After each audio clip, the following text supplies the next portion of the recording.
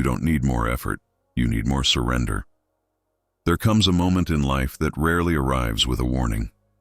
It sneaks in quietly after sleepless nights, broken plans, and countless attempts to fix what refuses to bend. You've been doing more, working, pushing, meditating, journaling, manifesting, praying, planning, and yet nothing moves. You look up at the sky and ask, why isn't it working? But here's the liberating truth. You've been trying to force alignment with clenched fists, and the universe doesn't answer fists. It answers surrender. As Jung once said, what you resist not only persists, but grows. While you've been affirming your future, your energy has quietly been saying, I don't have it, I'm not enough, I'm scared. And the world, it listens to your energy, not your words. This is why your efforts haven't manifested results, not because you're lazy or broken, but because you've been stuck in survival mode, trying to control what was never yours to command. You don't attract what you want, you attract what you are. And when your entire identity is built on chasing, fixing, solving, your life becomes a reflection of the very emptiness you're trying to escape. What if the most powerful move you could make right now is to stop? Stop grasping. Stop pushing. Stop proving. Not out of fear, but out of trust. Not from weakness, but from wisdom. Because when the doing stops, the becoming begins. When the noise dies down, the unconscious awakens. And when you finally stop interfering, the psyche begins to heal. The shadow starts to integrate and reality begins to align on its own. This is not the end of your effort. It's the beginning of your surrender. Not giving up, but giving in to something deeper, something timeless. Stop chasing. We've been taught that success comes from relentless pursuit. That happiness is the result of grinding, hustling, running faster, pushing harder. That if you do enough, what you want will eventually fall into your hands. But Jung didn't teach us to chase dreams. He taught us to turn inward and ask, why am I chasing this in the first place? Often the thing you're chasing isn't the true desire, but a bandage for a deeper wound. When you crave love so intensely that it consumes you, is it really about love, or about the fear of being abandoned again? When you obsess over wealth, is it truly about money, or is it about proving your worth to those who once made you feel small? Jung's wisdom wasn't about motivation, it was about confrontation. He said, until you make the unconscious conscious, it will direct your life, and you will call it fate. If you don't bring your wounds into the light, they will control your desires, and you won't even know it. So you keep running toward things, thinking they'll complete you. But life doesn't give you what you want. It gives you what you are. And if what you are is wounded, fragmented, desperate, then every goal you chase will slip through your fingers. Because the energy behind your effort says, I am not whole. I am not worthy. I need this to feel good enough. And the universe always mirrors your vibration. You ask, please give me love. But your energy says, I don't have it. So the universe responds, you're right. The problem is never the thing itself, but what you believe that thing will fix inside you. If you got what you wanted right now, you wouldn't be able to hold it because your hands are still trembling with old pain. Jung wasn't here to help you manifest from ego. He was here to help you integrate your soul, to stop chasing, and start facing the part of you that's been quietly screaming, I'm not chasing success, I'm chasing wholeness. So before you ask the universe for more, ask yourself, what part of me still feels empty? Because once you heal that, you'll stop chasing what was never yours and start attracting what was always meant for you. Let go and watch what happens. Letting go is not giving up. It's awakening. It's realizing that you were never meant to control the world, but to understand yourself within it. Detachment isn't apathy. It's not pretending nothing matters. It's about reclaiming your energy from places it never belonged. It's the quiet confidence that says, I've done what I could, now I surrender what I can't. Jung understood that real transformation doesn't happen through obsession. It happens through surrender, not passive resignation, but deep inner alignment. You can't fake detachment. You can't say, "I don't care anymore," while secretly checking your phone every 5 minutes, hoping for a sign, for a shift. The unconscious doesn't respond to your words. It responds to your vibration. And if your vibration says, "I need this to feel whole," then life will keep showing you all the ways. You're not. Detachment is not the absence of desire. It's the absence of dependence. It's the knowing that says, even if this never comes, I am still enough. And paradoxically, when your energy aligns with that truth, everything begins to flow, not because you forced it, but because you finally stopped resisting it. Life bends for those who are already whole, not those begging to be completed. The void, the space where transformation happens, after you finally let go, something unexpected happens. Nothing. No sign. No reward. No sudden miracle. Just silence. You wake up, and everything looks the same. Your phone doesn't buzz.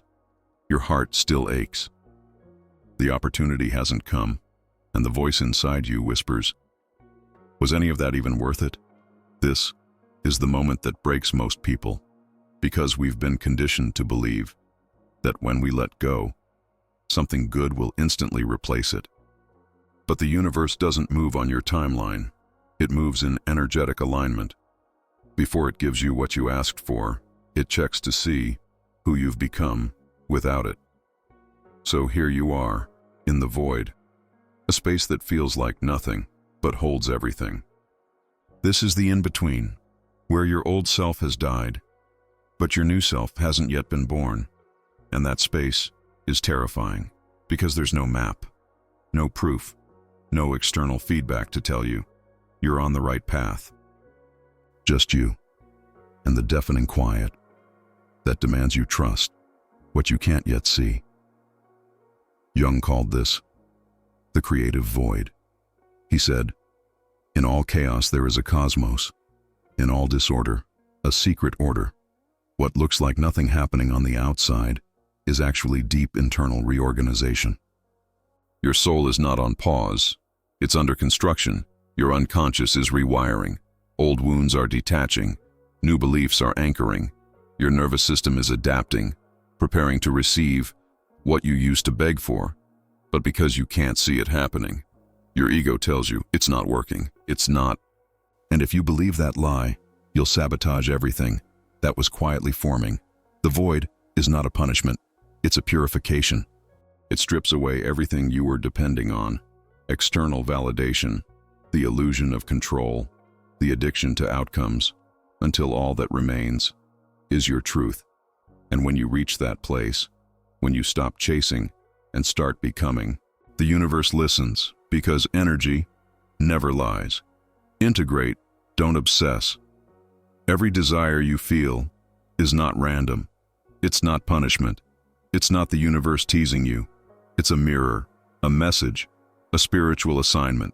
Jung taught that every desire is a signal from the unconscious, not to chase something out there, but to awaken something in here.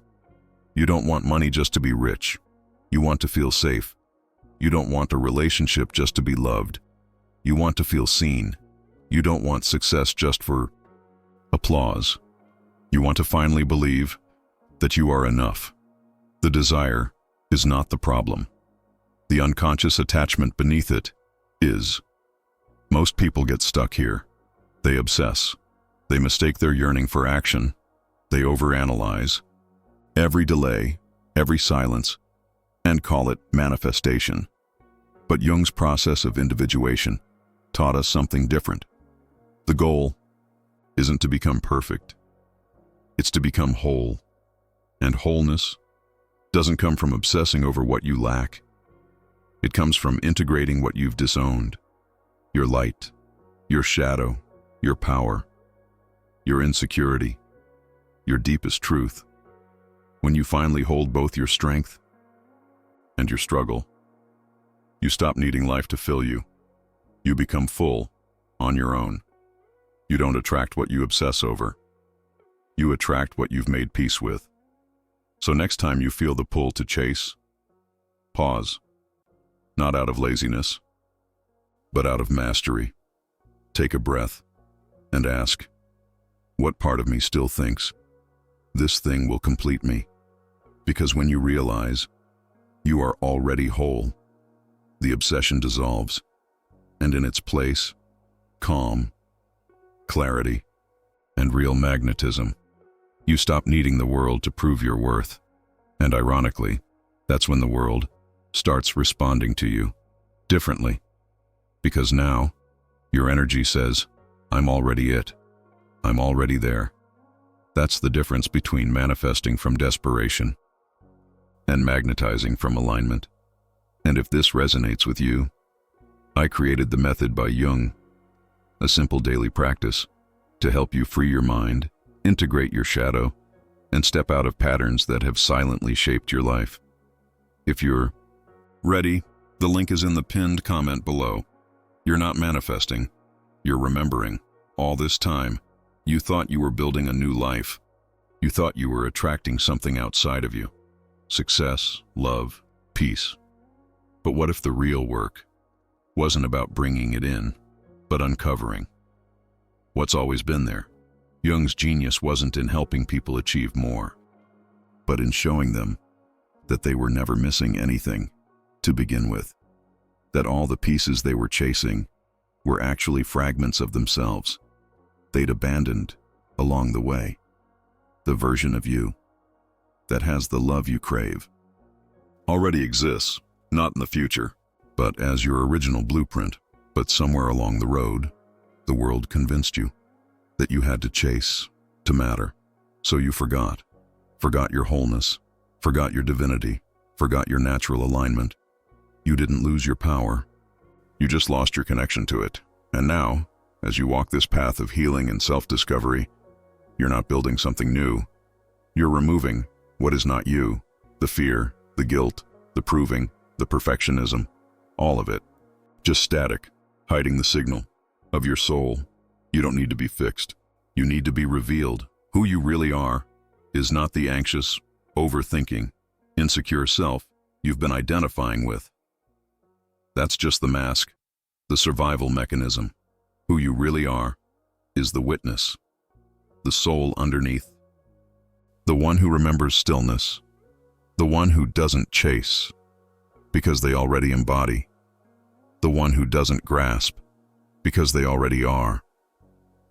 When you do nothing, when you stop grasping, hustling, manifesting from fear, you return to your original frequency, the one you were born with, the one that never needed to be proven, only remembered.